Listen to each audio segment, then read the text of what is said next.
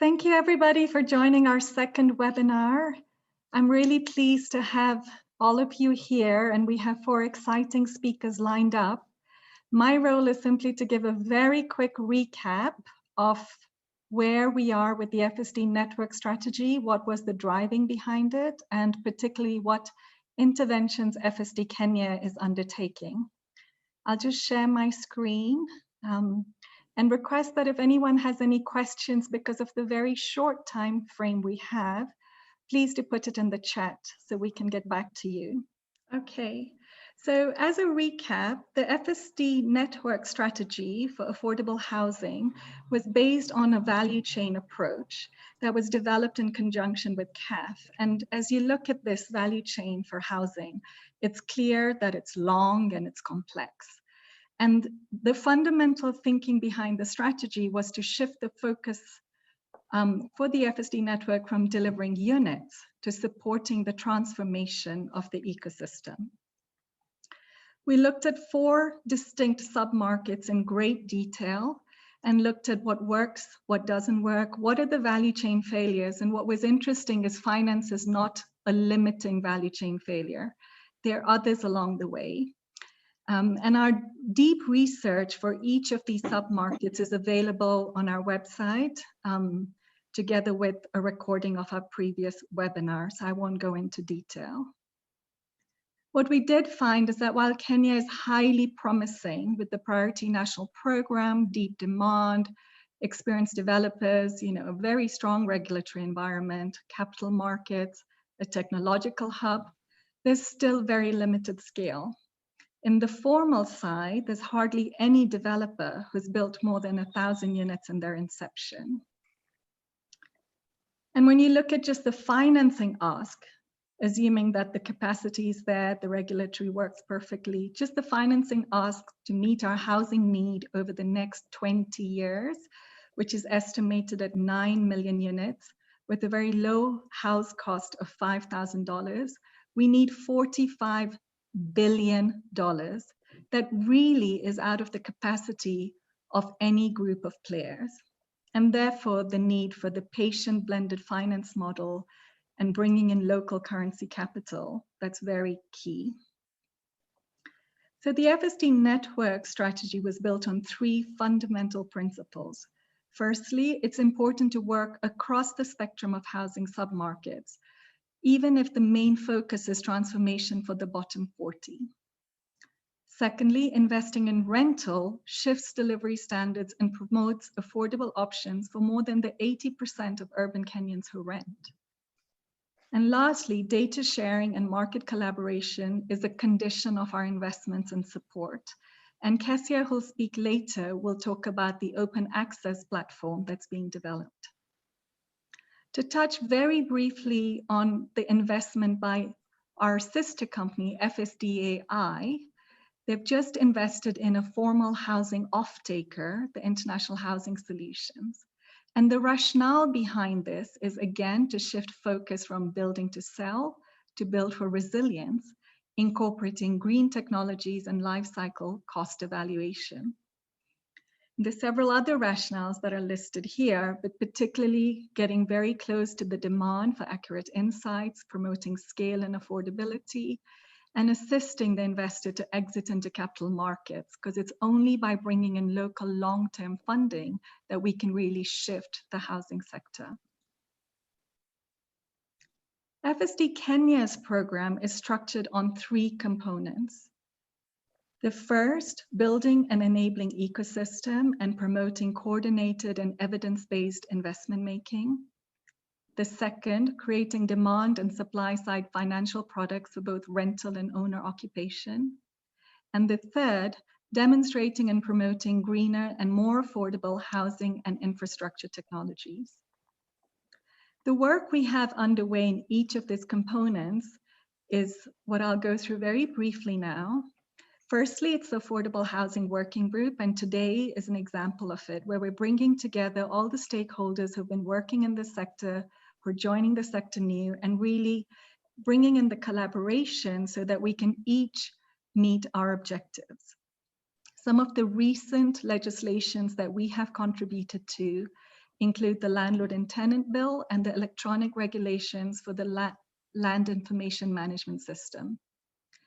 And together with Reall and CAF, we're really promoting what's being termed and coined as the Affordable Housing Investment Alliance.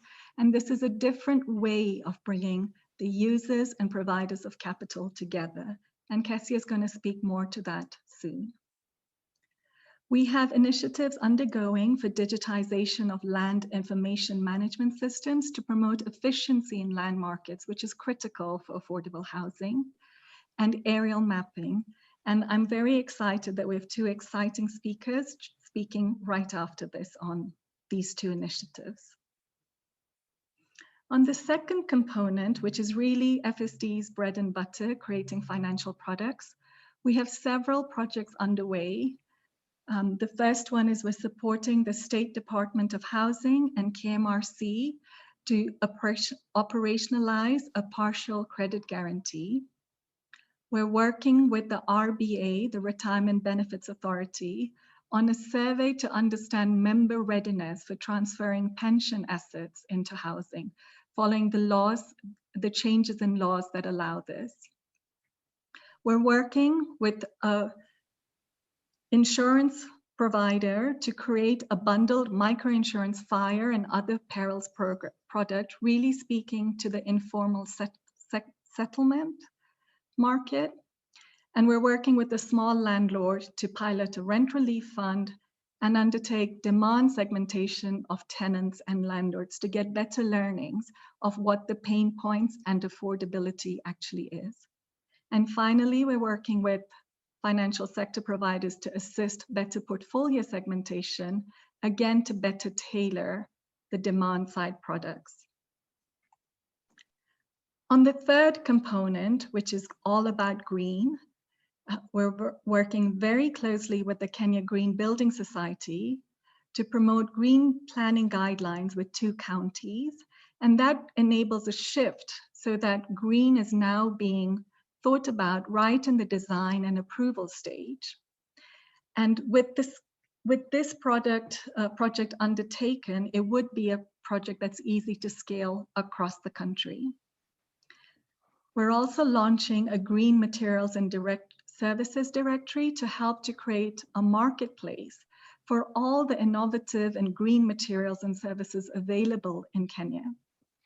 And finally, we're doing a much deeper alternative building technology evaluation, but this time focusing very much on technologies that serve the incremental sector and informal settlements. We're working with Fusion on understanding the economics of delivering an EDGE-certified urban infill apartment building in Nairobi, and with Kwangu Kwako, who is to scale up the uptake of the cheapest proven ABT that we have found at a housing unit of about 170,000 shillings, excluding land, but including VAT. So as you all know, our project was just launched in November 2020, so we're very new, and most of these work streams are quite new in their delivery and outputs. But in further webinars like this and our blogs, we will continue to update stakeholders on our progress and our learnings and invite others to do the same.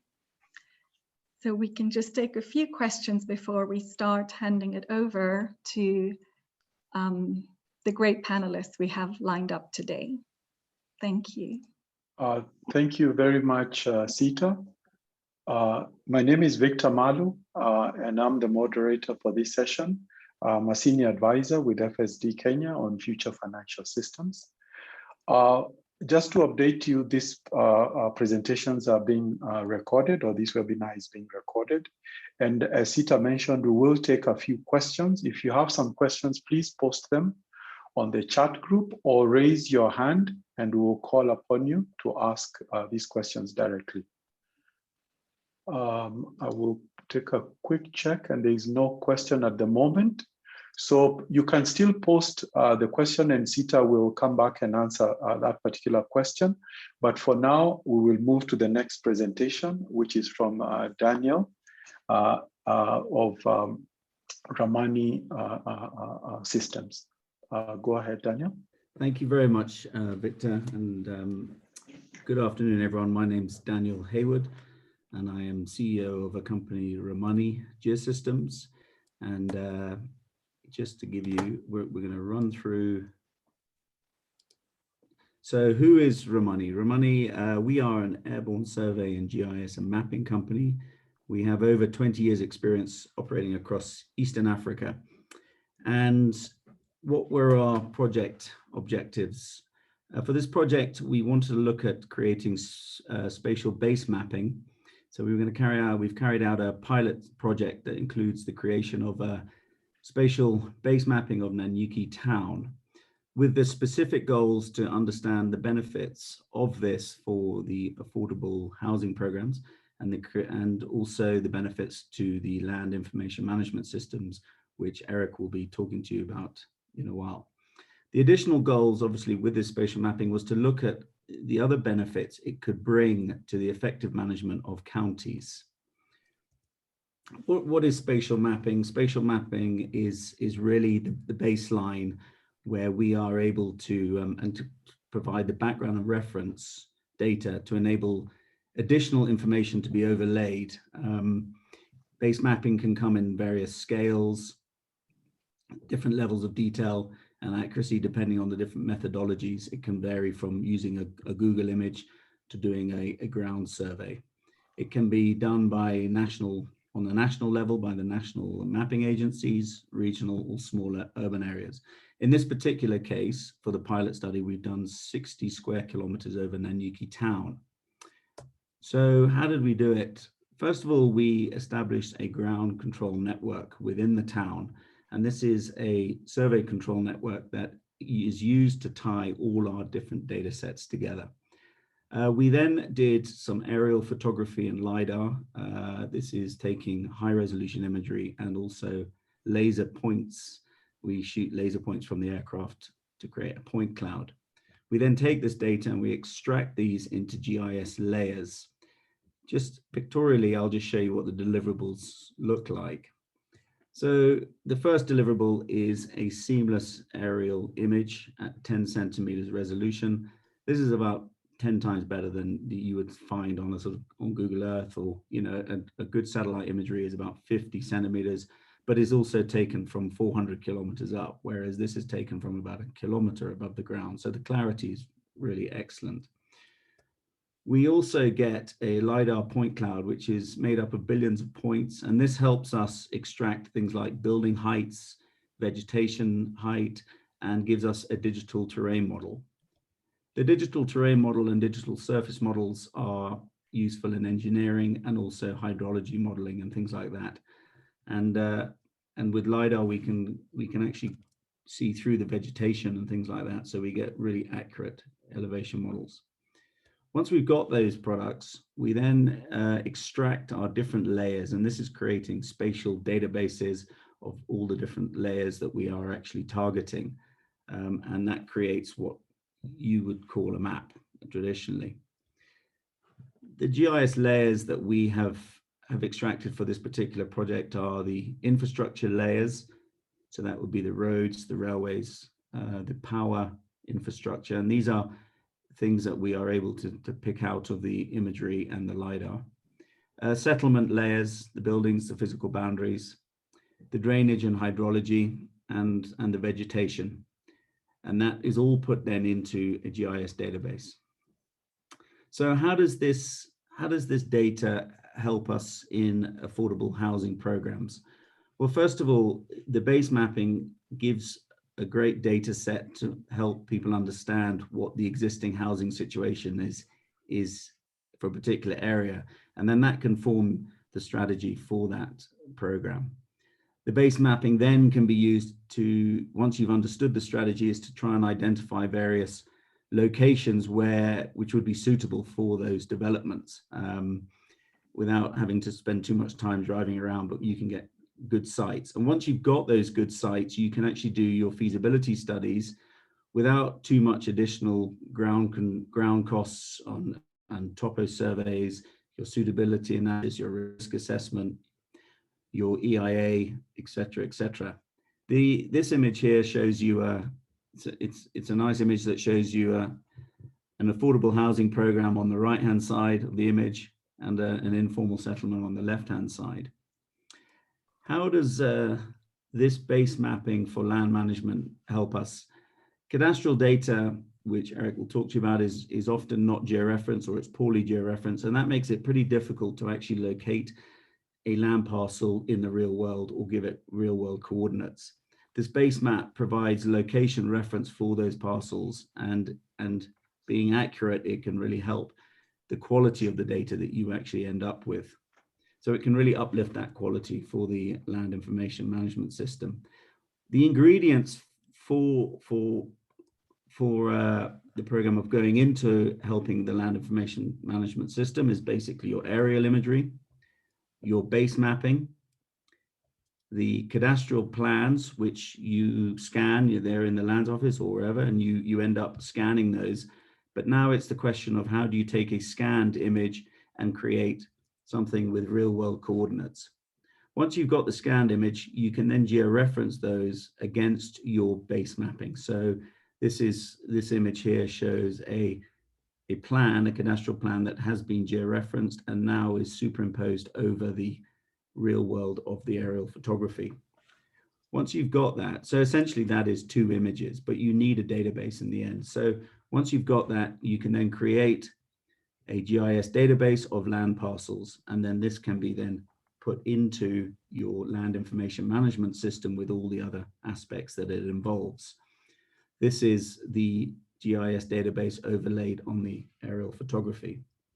In the end, you end up with a cadastral database with your base maps, which takes you forward for that land information management system.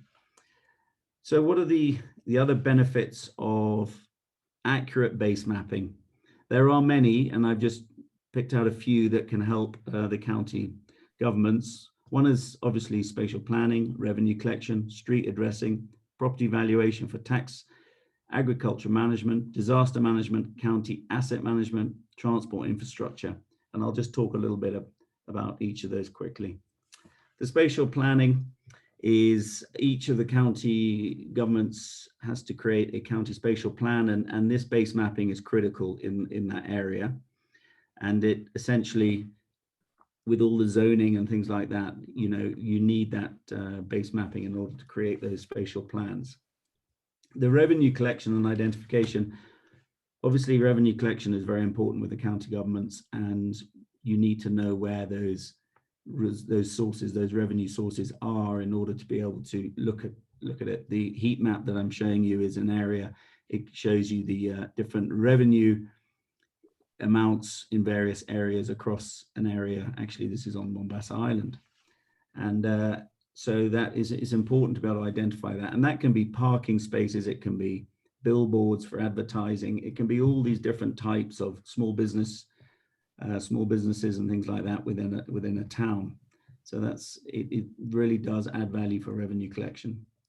Street addressing is something that we don't have so much in Kenya, but this base mapping can really help with establishing different street addressing systems and actually create a street addressing database within your county, which can help on many administrative procedures that county undertakes. Agricultural management, essentially it's important for a county to know where, what, and how much does the county produce and when will it produce it for that management. The county resource management, that can be anything from forestry, quarries, that kind of thing, all on the base mapping. Transport and infrastructure, this kind of accurate base mapping can really help with the planning of transport or infrastructure. The image that's shown here is from a Kericho town showing we picked out all the power poles and power lines, and this can help with planning. We also, with roads and things like that, when you're budgeting and trying to do preliminary studies and things, this base mapping can really give you a shortcut and give you accurate costings on your bill of quantities and things like that in your engineering. So really that just gives you an idea of what the sort of base mapping can be used within the county government. Some similar projects that we've carried out like this, we've done base mapping for Kisi for the sewer program. We've done 7 centers in Wajir County, and that was some time ago, right? And that was to create the spatial plan. And we've done Kericho and Eldoret for spatial planning, and Lamu, funded by Koika. So, and many other towns across the region. So that gives you an idea of what we've been doing in Aniki and with FSD. Thank you very much. And is there any questions? Yes, thank you so much, Daniel. We do have a question. And the question is, how long does it take to draw out GIS layers from the aerial maps, and a ballpark figure for 1,000 acres? So if this was over 1,000 acres, how long would it take to draw out the GIS layers?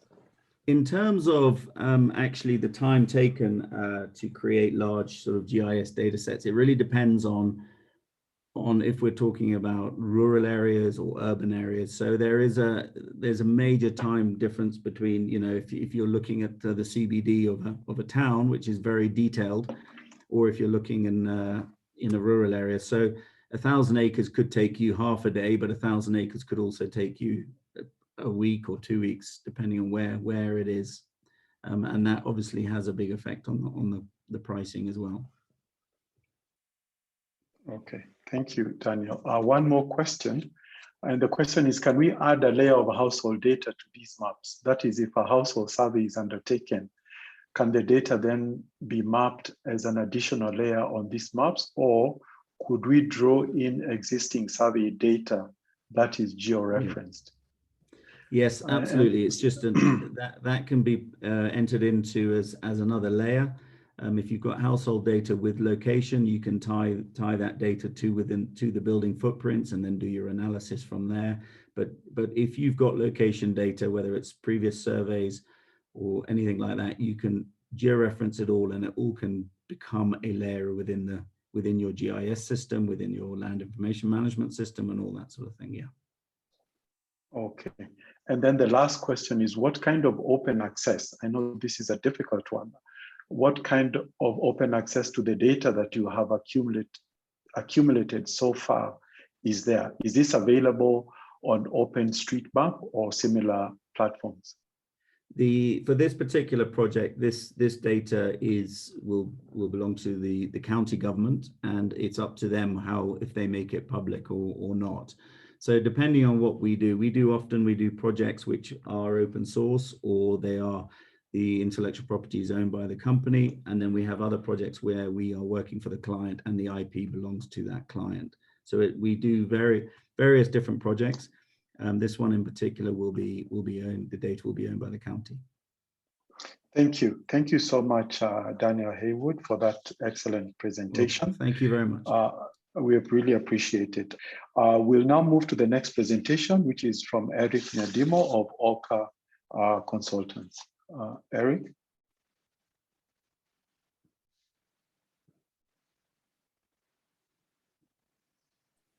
Yeah, thank you, Victor. I hope you can be able to see my screen. So let me just start off. We can. All right, good, thanks. Yeah, thanks, Daniel, for a great presentation, and Sita also for starting us off. My presentation is titled Digitisation of County Land Registries. And as Victor has indicated, my name is Eric Nyadimo, Managing Director of Oakar Services Limited. It's a geospatial solutions provider based out in Nairobi, Kenya. I just wanted to give us a background in terms of the work that we are doing together with FSD, and mainly looking at the issue about land information management systems. And the Ministry of Lands and Physical Planning has been working to automate land records with a view of keeping these records and data in electronic form, so that as to enable carrying out of land transactions and processes through electronic means. This is work that has been going on for over 20 years or so. The ministry in 2019 appointed a task force, and one of the recommendations of this task force was the provision of a roadmap to actualize the formulation of a national land information management system. And specifically, this led to the formulation of the Land Registration Regulations 2019 and proposals to amend various statutes in the land sector to embed electronic land transactions, which later substantially informed the Business Laws Amendment Act. The ministry continued further, and in 2020 appointed another task force to formulate regulations which were required to govern the National Land Information Management Systems. And these regulations that were enacted in August 2020 covered land registration, surveying, valuation, and stamp duty. So the work done by the ministry has resulted into the launch of the ADISASA, which is the National Land Information Management System for Kenya. This was done by His Excellency the President in April 2021. And I've given you the URL there. You can be able to see adisasa.lands.go.ke. So this is mainly covering the capital city, that's Nairobi, and with the intention to spread into the other counties that are surrounding Nairobi, and then moving on to the other or the rest of the country. And this is the first ever national land information management system. As I've said, there have been previous attempts before, but this is the very first time that we have seen the launching of this particular system. We are aware that the development of a system such as that will vary based on every country, and will actually depend on the existing system. In Kenya, we are lucky that we have a very good structure that could actually permit growth and change, and that was very suitable for transforming into a fully functional digital system.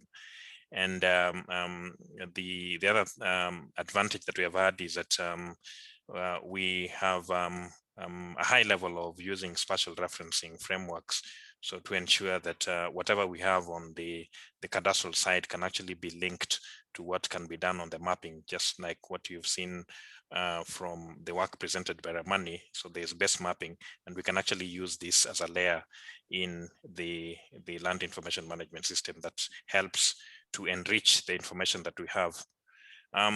What is the importance of land information management? One, we would like to reveal the behavior of property markets. We would like to look at fluctuations in land prices. We would like to get clear information, especially to tax authorities. We'd like to be able to indicate costs for land acquisition projects, and also to be able to monitor impacts of development. The photos that I'm showing you now on this particular slide indicate to us the kind of scenarios we have with manual data management. And this is something that is not as strange in this particular country, especially if you go to many of the land registries or the offices, lands offices around the country, in terms of how data is actually stored. Of course, over the last few years, there's been some improvement in terms of ordering this data into a fashion that can actually be used.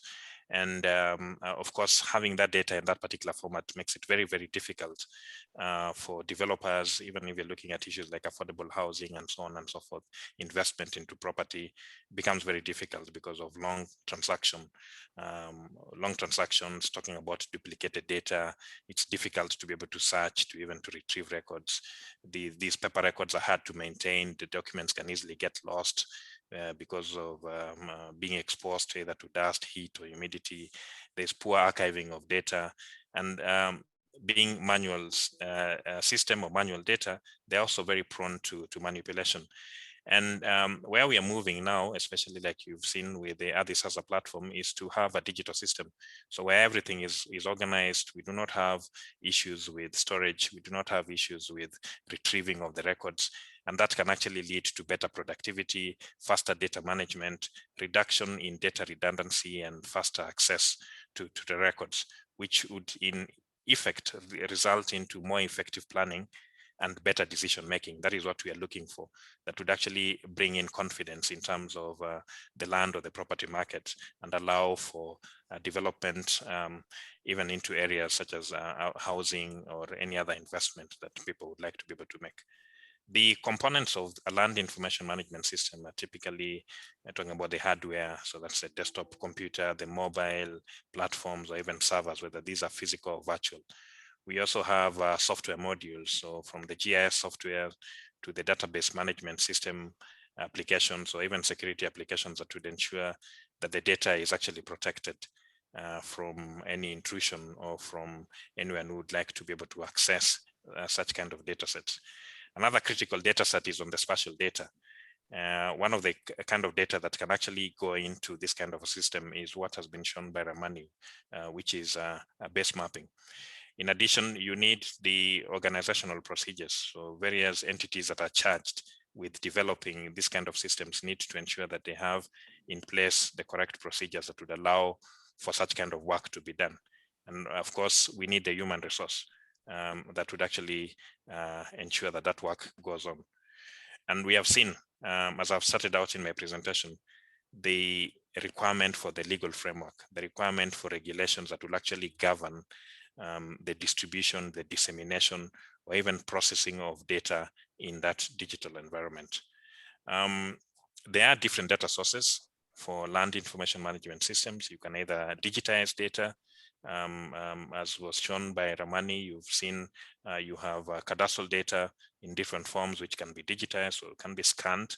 Or you can actually go out to the field and capture a field survey data in digital form, or you can do direct data entry. So various forms that somebody can be able to use to bring out this kind of systems. As a country, we definitely need a solution that is easy to use and maintain, that actually works, that allows seamless processes, and that can enable us to improve on data quality by removing duplicative processes, applying integral validation at the time of data capture to ensure that the records are accurate and complete. And the key benefits of this would be that we would remove redundant and disconnected processes so that we can reduce latency in the records. Key benefits we would have would be storage, discovery, access, and use. And with that, of course, it would make it much more easier for people to be able to interact with that kind of a system. There are, of course, benefits associated with that in terms of faster and seamless data processing, ease of collaboration between various actors in the land management processes, the fact that you can be able to integrate with other systems, the fact that you have less paper records, you have more information stored in digital format, and you can be able to get quick reports from the system. And this bring out issues like certainty in ownership, security for credit, support for land taxation, and support for physical planning. We have been working with FSD in a project that is titled Digitisation of Land Registries and County Rates, and our focus is on Laikipia County. So we are looking at the readiness of the county to be able to implement a land information management system. So looking at the status of the county evaluation roles, looking at the county spatial plans, availability of data, assessing the human and the technical resources that would be required for setting up the land information management system. Remember that what has been done now by the Ministry of Lands is developing the Adisasa. It's still confined to Nairobi, and then it will go into the environs before spreading out to the rest of the country. And it would be important to be able to assess and see how ready these counties to be able to get onto this kind of a platform. So the methodology we have been using is looking at mobilization, data collection, data analysis, coming up with some actions and recommendations that would then be useful for ensuring that this can actually be carried out. And why are we doing this? We want to ensure that we can have improved land records management. We want to shorten the land transaction processes. We want to make data and information more readily available to ease business. So that's a critical factor that we are looking at. How do we ease the aspect of doing business? In summary, we're saying that streamlining the land management processes by use of technology will not only ensure that the various actors can work comfortably, but also ensures that citizens can get services much faster. And adopting technology will make the land management professionals in related fields work more efficiently towards realizing seamless and robust land management systems in the country. I just close by mentioning, I've seen a question asking where some of this work has been done. We have, as a company, we have recently formulated a GIS policy for the county government of Kakamega, with a view of them now going forward to setting up a GIS for the county. We have also done the same for Kilifi County. We have also been involved in setting up a county evaluation role for Akisi County. We've also been involved in setting up an integrated enterprise resource planning for the National Land Commission. So with that, I stop here and would be happy to answer any questions that would be coming from the audience. Thank you. I submit, Victor.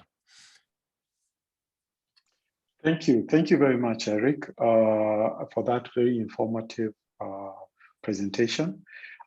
There's one question that has come up on data security, and the question is, how secure is the digital system considering the recent hacking of the Nairobi County platform? Would you be in a position to comment on that? So is that with respect to the ADISASA platform, the National Land Information Management System? Yes, it looks like it's on ADISASA, yeah. Okay, maybe not commenting per se as coming in from the Ministry of Lands, but as somebody who has been working closely with the Ministry of Lands, I know that they have implemented a robust security system. And of course, they are also monitoring whatever transactions are taking place within the system. But of course, just like any other system, there could be challenges in such kind of intrusions, and therefore it requires that the entity that is running the system maintains an active participation in monitoring the system to ensuring that such kind of actions can be kept to a minimum. Victor. Thank you so much. And I'm told Dr. Ono from the Ministry of Lands has just joined. So maybe if you would also like to comment on that, I can give him a minute. Dr. Uno?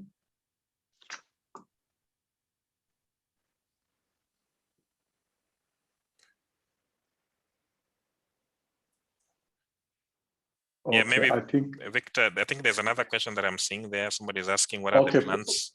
Yeah. Please go ahead and answer that question. Yeah, to have sustainability of limbs. I think we can't do without it. I mean, the age and the time is here now, and we have to do all that it takes to ensure that the system lives on. So adopting and mainstreaming that particular technology and putting in place measures that would ensure that it actually lives, providing necessary budget for it, ensuring people are trained, capacity building, education and training across the country would help in this particular journey.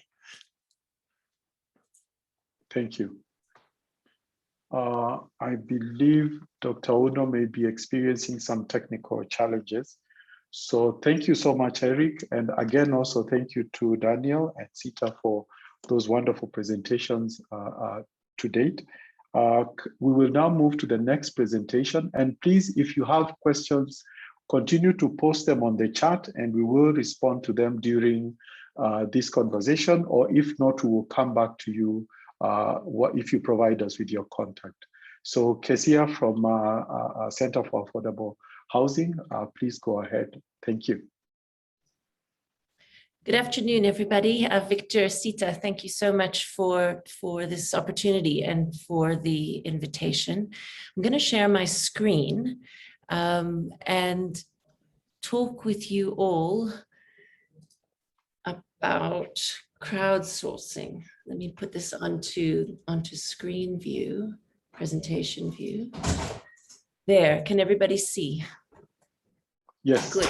Yes, we can. These two presentations that we just had now were so interesting and very exciting, and what it does beyond the particular of what we're going to learn from each of those efforts and getting better understanding of the land and the detail at the very local level is the bigger picture that we are now having more and more information available to all of us.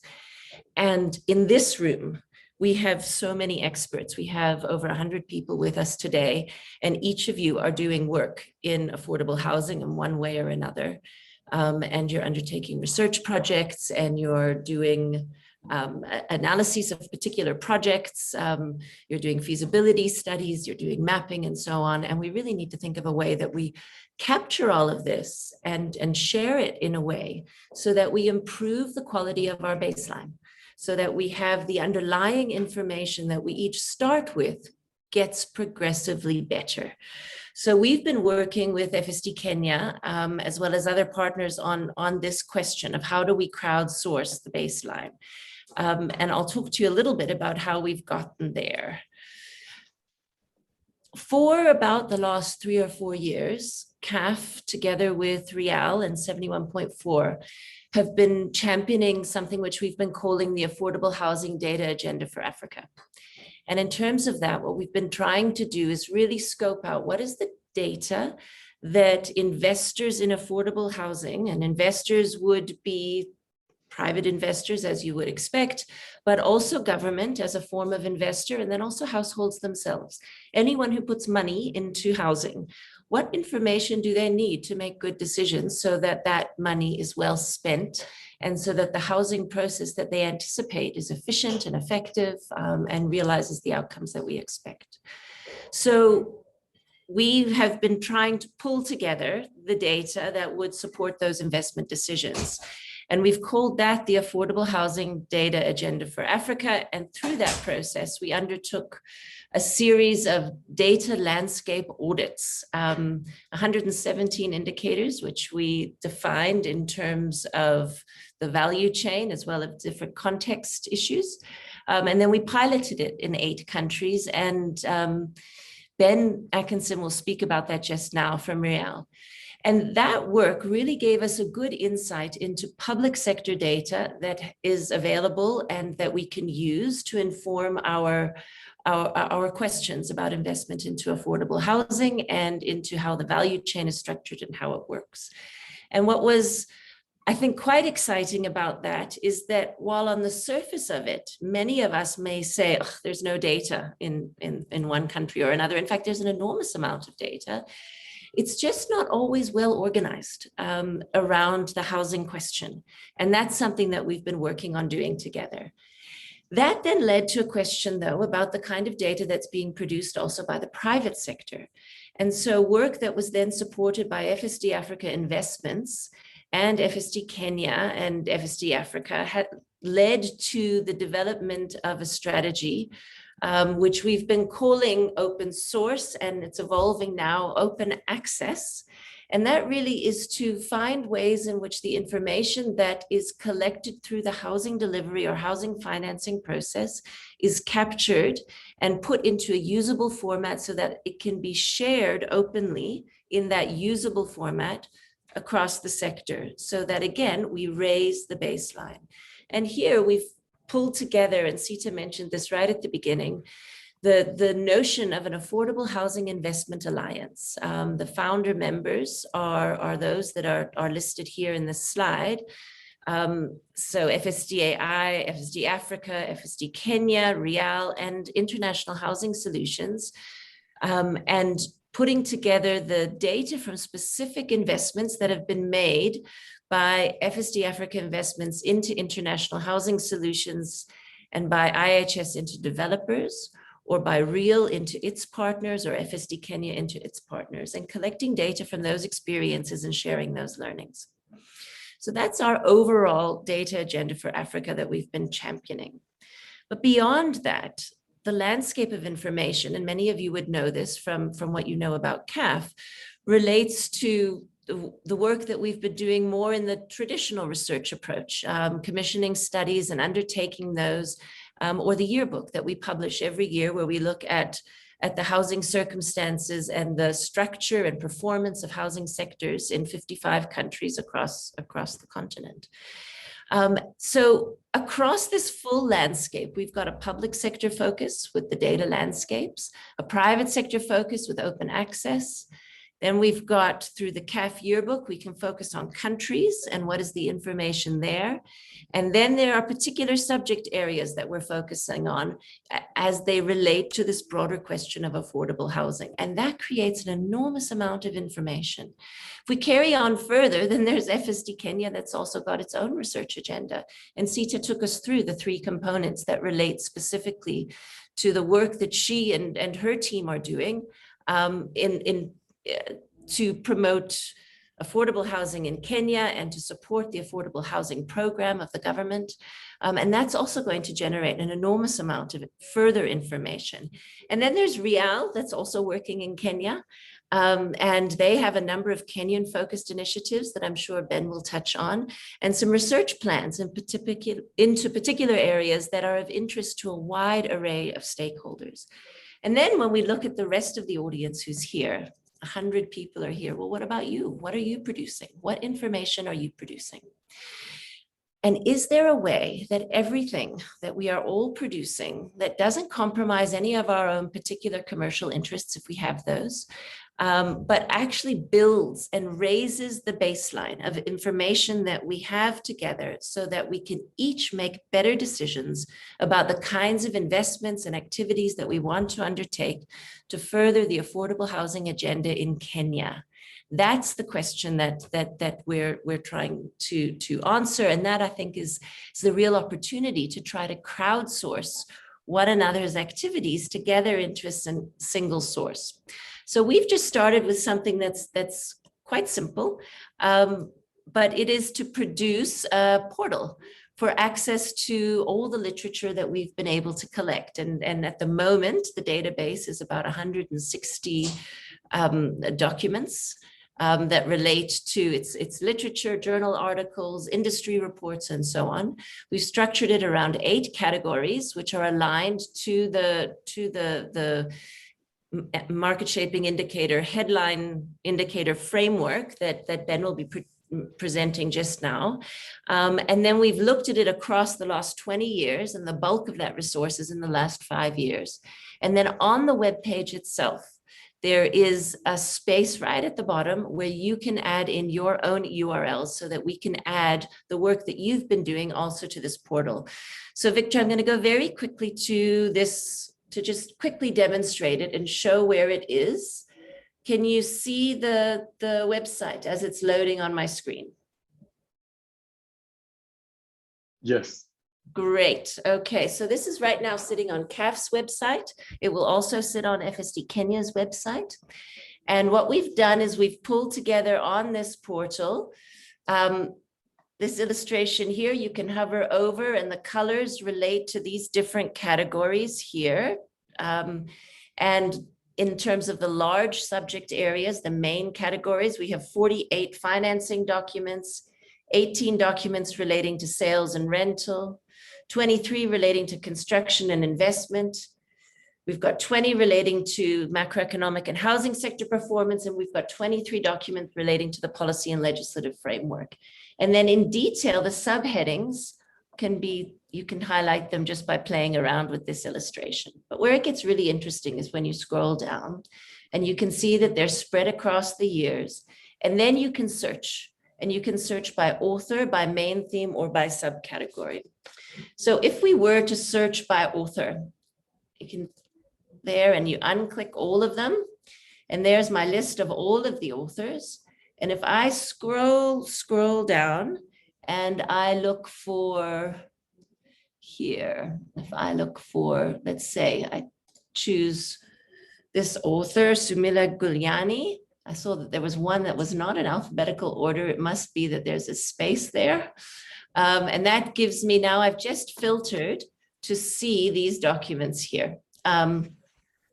And then I can see these documents, and then this particular document here is an interesting document, which when you click on access, it gives you a summary of what the document is and what it's about. And then you can click on it, and it takes you to the source where you'll be able to actually download the document, or to the journal article where you can buy that particular article. So it takes you directly to the site of the owner of that resource. We don't download all the documents onto ours because there is copyright and ownership. All we're doing with this portal is directing you. The other option that you could do is you could filter. We can clear this filter, and you could filter by main theme. And for example, you could go to financing, and then you could go to subcategory. And in terms of the subcategory, you could, let's say we're going to go to here we are, finance and capital markets. And that will give us now 3 articles that fit in terms of that main theme and subcategory. And here is the information memorandum for the Acorn project. And if you click on that, it takes you directly to the document, which is publicly available on the web. Now, if we have 160 documents on this portal right now, that's clearly not even the tip of the iceberg. And what we would really like is to encourage you all to start to add your links that you would like to see represented on this portal. And if we scroll down, we've highlighted some of the organizations that we've referenced in the bibliography. And then if you want to scroll all the way to the bottom, this is where you can enter in the particular URL that you of the document that you would like to share on the portal so that it is available. And Victor, I'll stop there and hand over to Ben, and I think we can take questions at the end between the two of us, if that's okay. Okay, that's fine. There are a few questions, but we can take them after the presentation from Ben. Maybe just one quick one before moving to Ben. People asking for the link to this portal. There are a lot of congratulatory messages, and please share the link. Maybe you could share that on the chat if that's okay. I'll put it in the chat. Okay, thank you. And with that, we move to Ben from Reall. Go ahead, Ben. Great, good afternoon. Let me just share my screen with you.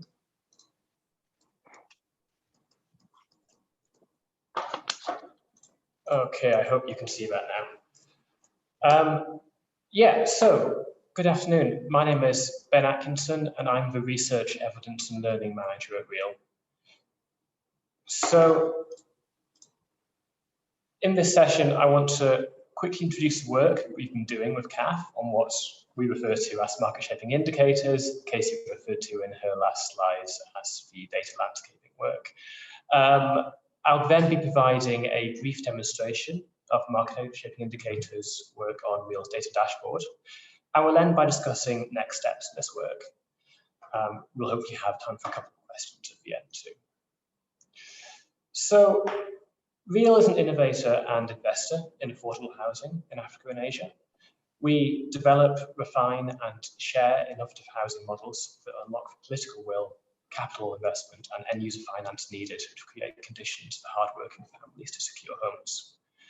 Through investing in housing projects and documenting their outputs and impacts, we provide the concept of commercially and environmentally viable affordable housing, including the $10,000 house. Reall works with local partners who are experts in their respective markets.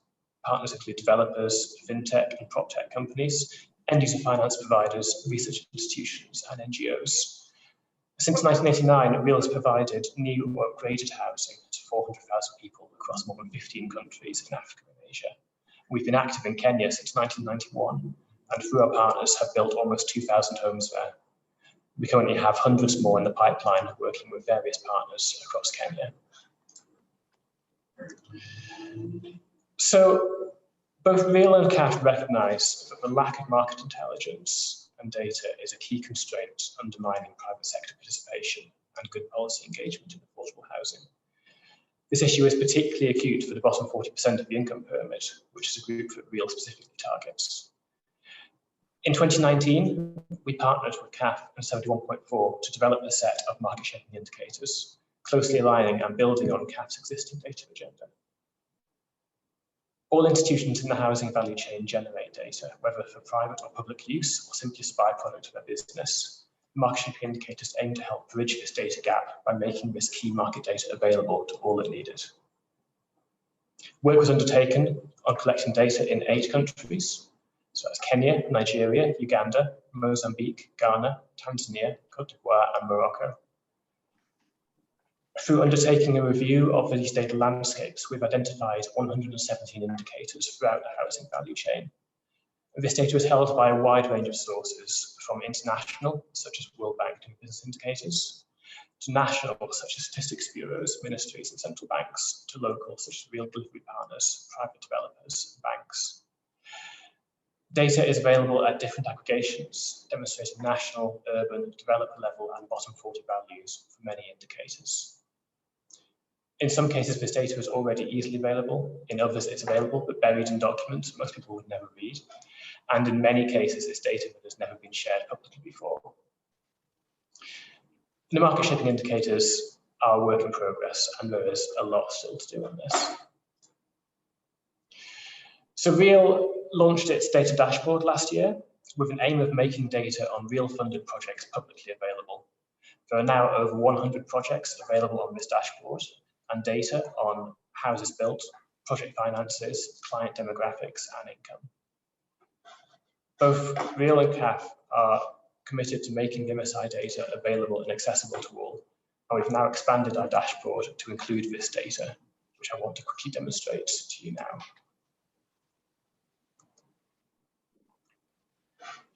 So I'm hoping you can now see our data dashboard rather than the presentation, but please someone let me know if that's not the case.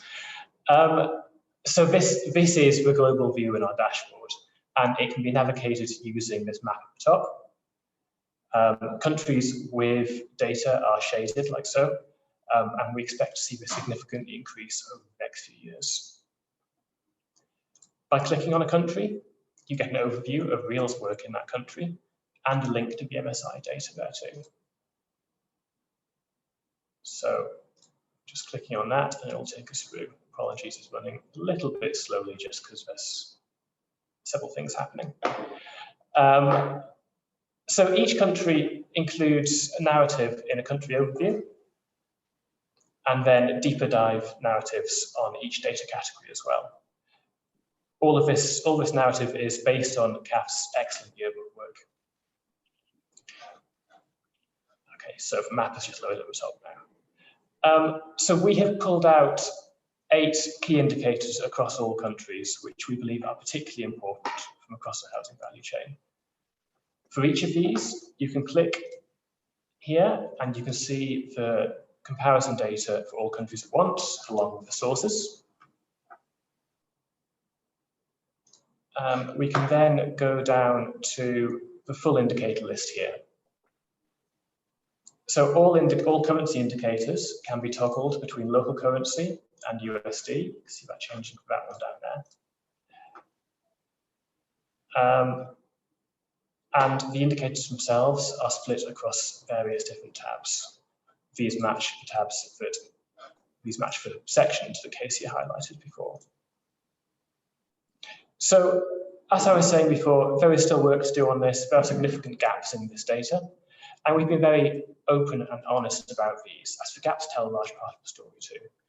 Of the 117 MSIs, we have currently populated 65 for Kenya to date. Now, this is an underrepresentation of the huge amount of work that has been completed so far. And this is because after undertaking the data collection process, we reviewed the original indicator list and rationalized based on the learning to date, removing some indicators, adding others, and editing more. This meant that some of the original data collected no longer fitted in the new indicator list, and some indicators just weren't in existence when we were originally collecting data. However, there are gaps, and some of these will be challenging to fill.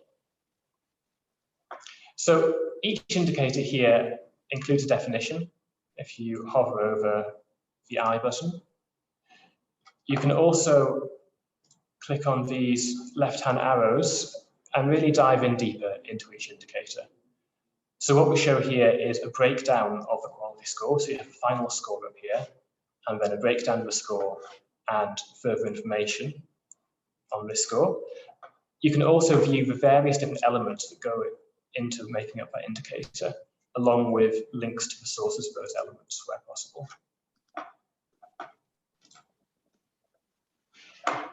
We have also integrated a search function here, so you can search for specific areas you're interested in.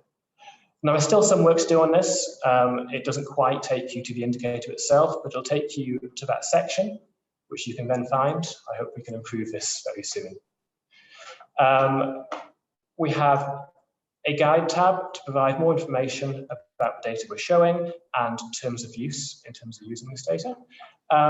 And then if you go right up to the top, click on the button on the right, you can also filter the data and quickly and easily download it to do additional work offline.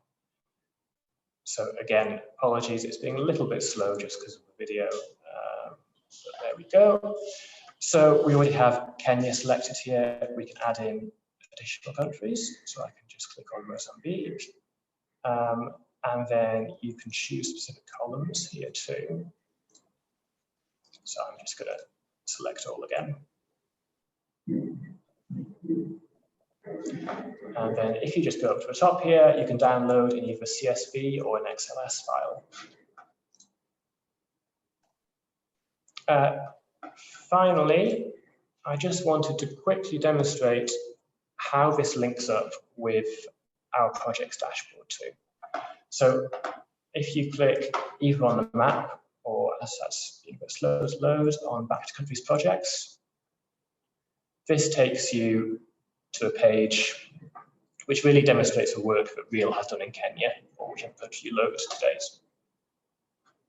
So you can see an overview of our work here. You can view delivery of homes, kind of client data here, and the finances we've invested into Kenya to date. You can then also zoom in on specific projects. So I'm just going to load up December Motto project, which has been constructed with our partner Nachu. And yeah, so this gives obviously a nice satellite image of the project here. You can zoom in and out on that image.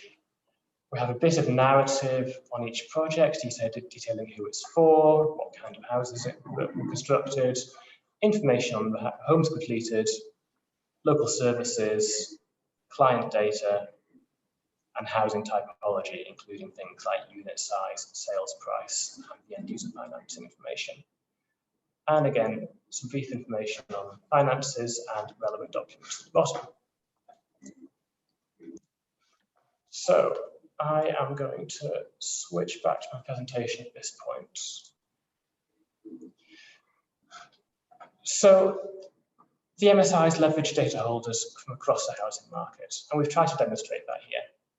In Kenya, data holders include government agencies and regulators, such as Kenya National Bureau of Statistics and the Central Bank, industry bodies and private operators like Kenya Mortgage Finance Company and developers, and international actors such as Reall, the World Bank, and the Demographic and Health Survey Programme. Data from these actors ranges from excellent and highly relevant, to outdated and not perfectly aligned, to entirely unsuitable. And we'll be continuing to work with many of these actors to improve data quality and relevance.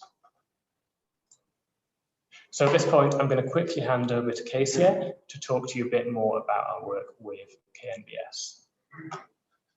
Thanks very much, Ben. As you saw in the previous slide, we engaged with so many custodians of data in Kenya, and really were very encouraged by the breadth of data that we could access and which we hadn't found previously because we hadn't dug as hard as we did this time. So the KNBS data set and website there, it's extensive, rich data, and the information that relates to housing is found in a number of different reports and data sets. So within the real estate survey, which is pending, the economic survey, the integrated household and budget survey, the population and housing census, all of those different data sets have different components, different indicators, different data elements that contribute to the housing argument.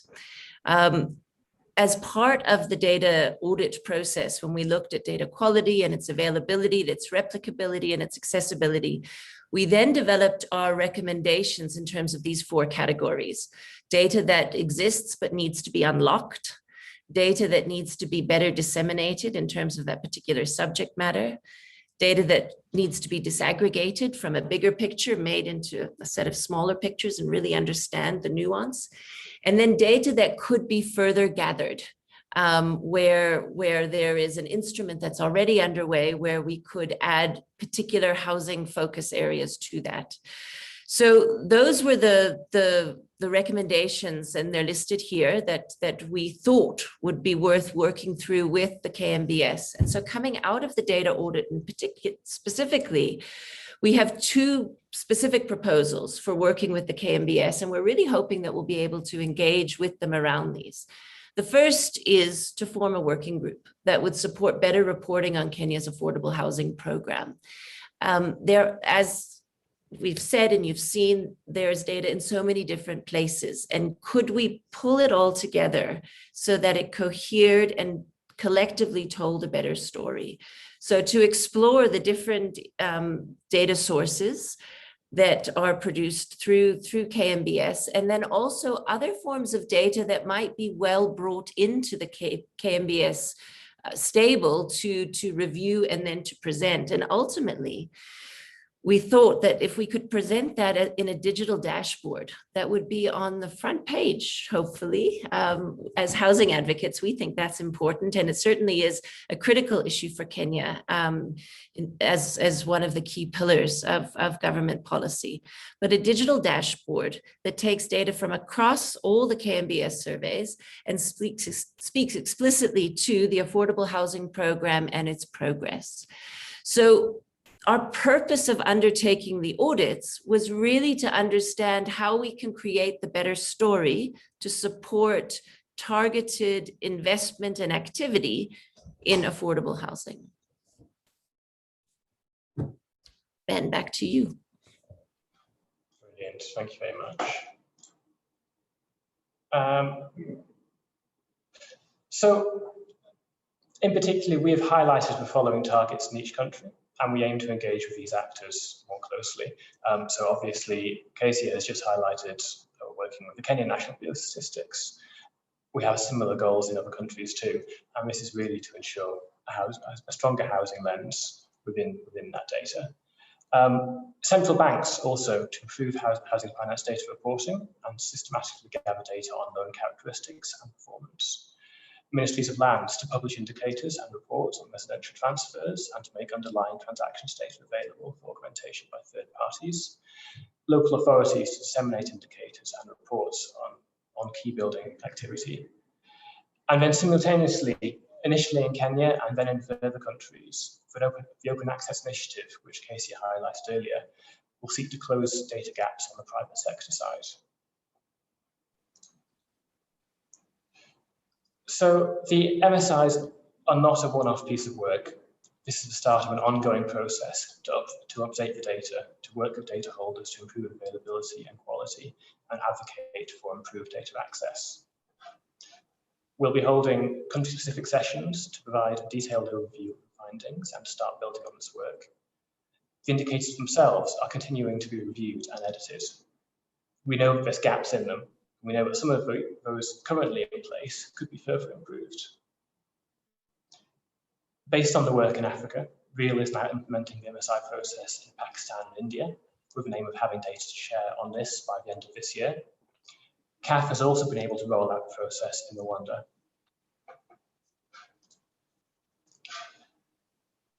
We want to work with others on this. We want to do this to strengthen this work. The indicator will continue to be revised and improved. We recognise there are gaps, that other sector actors will have different ideas on what is and what isn't important. We want to engage in these conversations. We want to continue to update the data. So we aim to update data on an annual basis. We're really keen for others to support in this process. So we want to roll it out in new geographies as well. Both Reall and CAF are committed to continuing this process in existing countries. We want to see it adopted much more widely than this. Partnerships with other actors will enable further rollout into additional countries.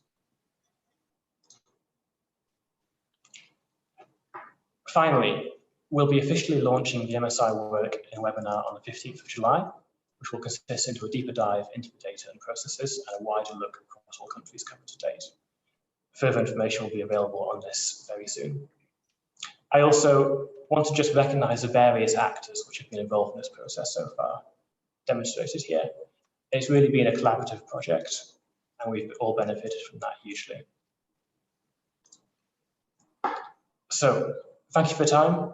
I think both Casey and I are happy to take any questions on this now. Thank you very much, Ben and Kezia, for those two wonderful presentations.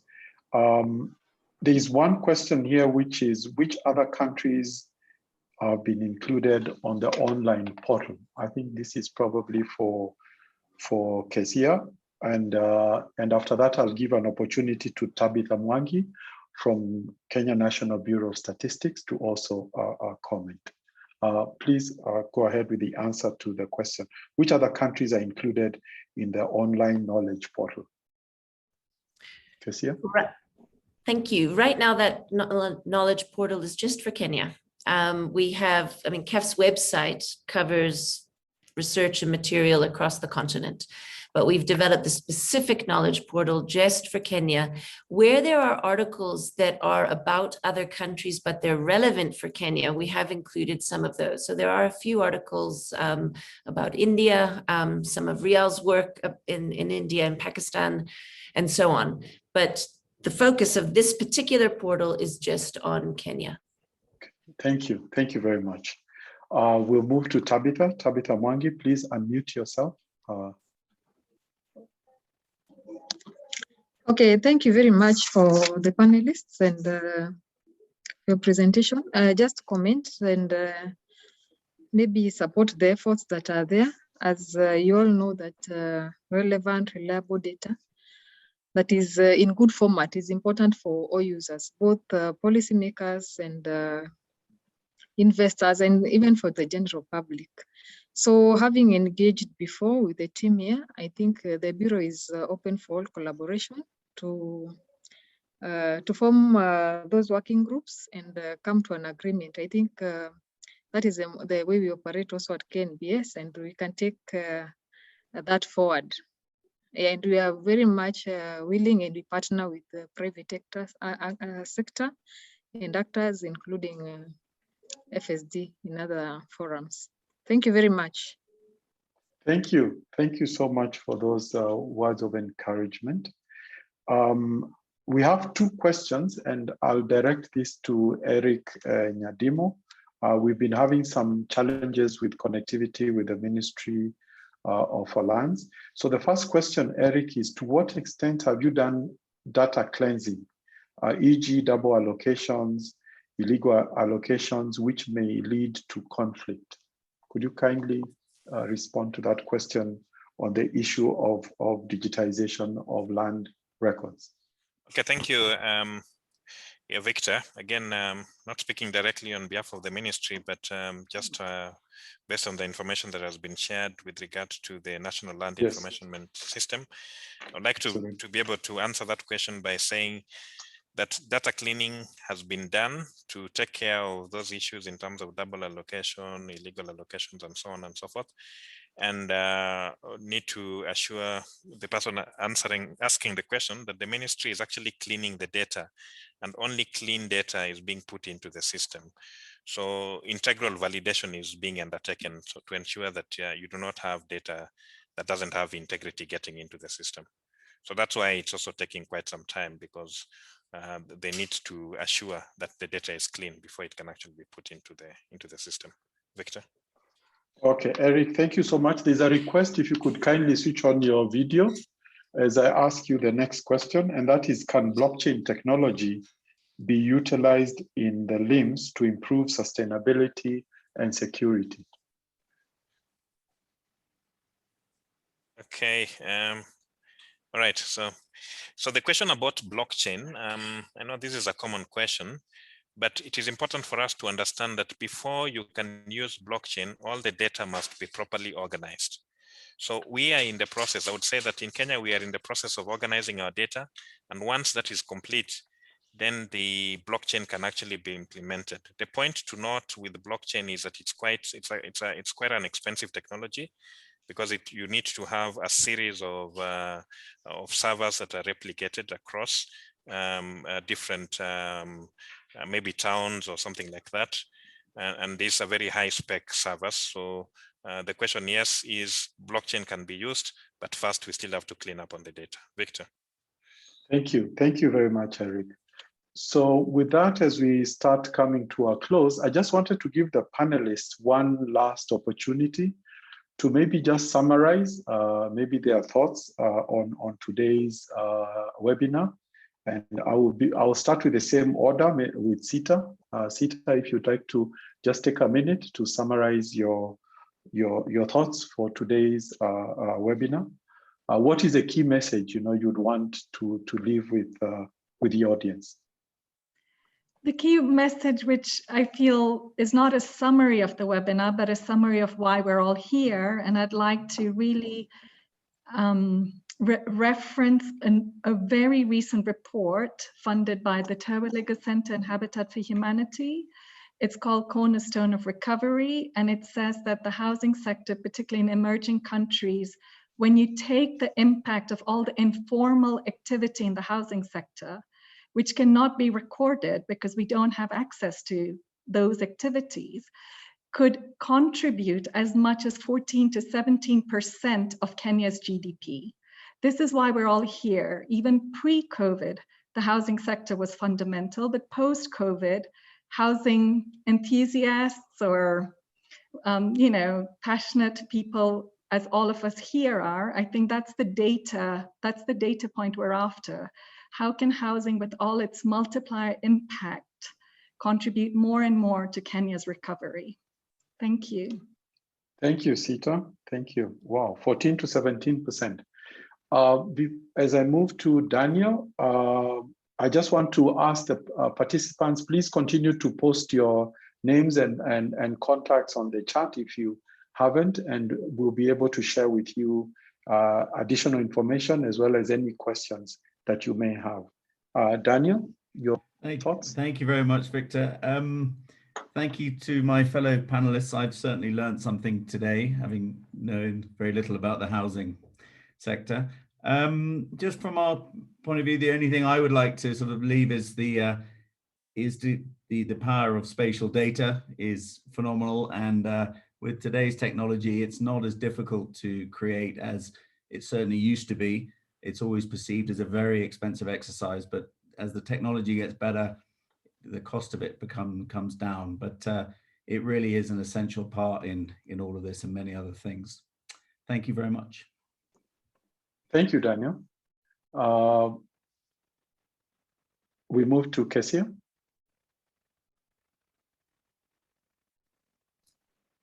Thanks, Victor, and thank you, everybody. This has been such a nice discussion.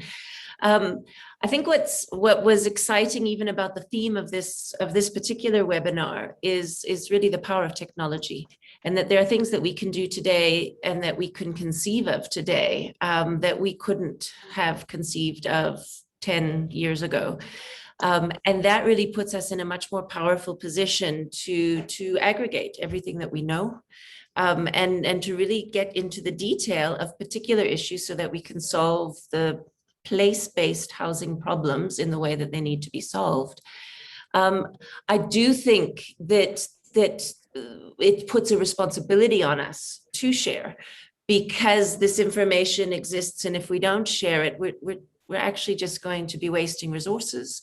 And we have the opportunity to pull together all of our resources. So I'm really looking forward. I'm delighted that we've had such a great turnout today and so many people are interested in this. And I hope that we'll all be able to continue to engage. This initiative of the Affordable Housing Working Group is an excellent one that FSD Kenya has put together. So thank you for bringing us here. And I look forward to collaborating and hope to see lots of new documents that we can put on our portal, and we'll see how big that grows to. Thank you. Thank you, Kessia. The power of technology and pulling together. A quick apology to Eric. I should have gone to Eric, but I think on my screen you are next, and I didn't follow the original order. So Eric, my apologies. And Ben, please, if you could just hold. Eric, please go ahead. Yeah, thanks, Victor. No worries. Yeah, just like Daniel, I would like to thank the panelists for the wonderful discussions and presentations that they have made. I'm also part of KEPSA, and one of the things that we've been working on is on the affordable housing program. And I think it would be nice to maybe at one point do a presentation to the KEPSA Kenya Private Sector Alliance. But other than that, I would like to close by referring the participants to The Mystery of the Capital by Hernando de Soto. I guess it really summarizes what we've been trying to present here today in terms of the fact that we actually need to organize our property systems. We need to organize our land information management systems so that we can be able to reap the benefits of having an organized system. And this would actually help especially like in Kenya, where we are talking about on-source revenue for the local authorities, identifying that as one of the avenues that can actually help the local authorities or the counties to really increase their revenue and be able to do a lot more for the people. Thank you, Victor. I submit. Thank you very much, Eric. And to Ben, thank you so much for those comments, Eric, once again. Ben? Thank you. Yeah, the joys of being last meaning that someone's already said what you wanted to say, right? I think it was a really interesting session. There's some really, really great ideas here. And a lot of alignment as well, I think. And I think this just shows the importance of working together and collaborating and sharing these ideas. And yeah, I think this is vital. This is the only way we will really see change in the sector. So yeah, absolutely want to encourage more sessions like this, more sharing, and yeah, keep at it. Thank you very much. Thank you. Thank you so much, Ben. So with that, I really want to thank all the panelists for the wonderful, wonderful presentations, and also for all the responses to the various questions that came from the participants. Thank you to the participants, and we want to apologize. We've had some who were unable to be accommodated. We've actually exceeded the 100 that we were expecting. So next time, we promise to make arrangements so that we can have a much bigger participation. And again, we apologize for that. And this is in a series of webinars that is being prepared and presented or supported by FSD Kenya. This is the second in a series. So we will be inviting you for another one in the next quarter. And we look forward to hosting you at that webinar.